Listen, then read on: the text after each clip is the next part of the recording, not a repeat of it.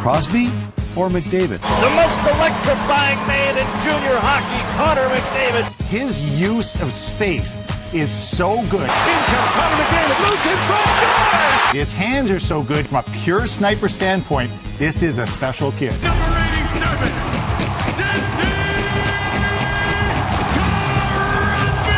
Crosby! He is the best player in the world. Sidney Crosby, scoring! Another beauty for 87! Crosby's done it. McDavid has yet to do it. Yes, we did it. On Tuesday's edition of the show, we asked you to choose between Crosby and Connor McDavid in our leaders bracket. And the stunning results, Oilers fans rallied, leading their number one pick over Sid. McDavid took 53% of your votes, so Crosby's out. But wait, the Quizmaster can overturn one result in the opening round. Did he use it to save Sydney? No! So the Oilers phenom is moving on to round two, and Crosby is done. And just moments ago, the Quizmaster took to Twitter saying that he was, and I quote, sorely tempted to veto, but McDavid Nation has spoken.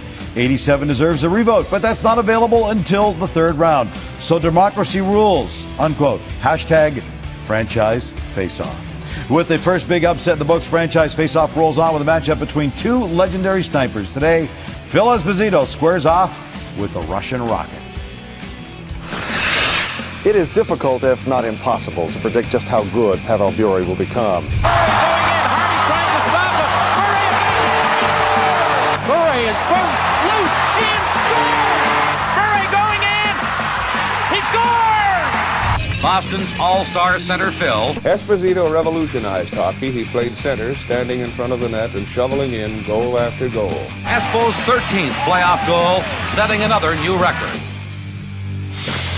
His style points count. Pavel Bure could go deep into the competition. He scored 437 goals in only 702 NHL games, many of the highlight reel variety. His opponent in round one is Phil Esposito. What he lacked in flash, he made up for in substance. Esposito is one of only 6 NHLers in history to score more than 700 goals. Okay, fair warning, Craig Button. Yesterday, this guy debuted in Franchise Faceoff, the great debate, took McDavid and pulled off the huge upset. So you better have a good argument. You're on the clock, Craig. Go for it. I always have a good argument. Listen, Phil Esposito, we know he scored over 700 goals, but he had 5 straight seasons with 50-plus that included 4 60-plus seasons. Now, Bure had 5 50-goal seasons, but only 2 60-goal seasons. Now, just to give some context, in the years that Phil Esposito scored 50-plus goals, there was only 16 players, him amongst them, that scored 50 goals. When Bure did it, there was 30. So it was a lot more common when Pavel Bure was doing it, not so much so with Phil Esposito. And 717 goals, that's an awful lot of substance.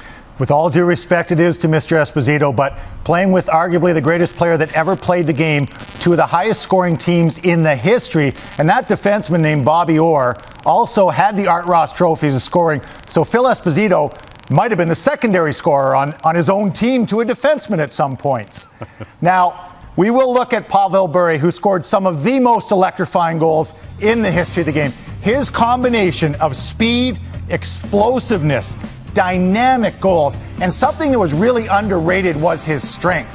I happened to be at his first game in the NHL, and it was against the Winnipeg Jets. I was an injured player getting surgery out in Vancouver. He had 5 breakaways in that game. After the game, he did not score. That was one of the few games, Craig, he didn't score in. But after that game, of course, the Vancouver brass was strutting around and really proud, and they said to me, "What do you think of our new star?" And I said, "He can't finish." Brian Burke didn't like that answer. But that was one of the few games in his career he did not finish. Higher per goals per game than Phil Esposito. Well, I can only tell you this. There was a popular bumper sticker in Boston during Esposito's years with the Bruins, and it said, "Jesus saves and Esposito scores on the rebound." I don't know of any Bure bumper sticker.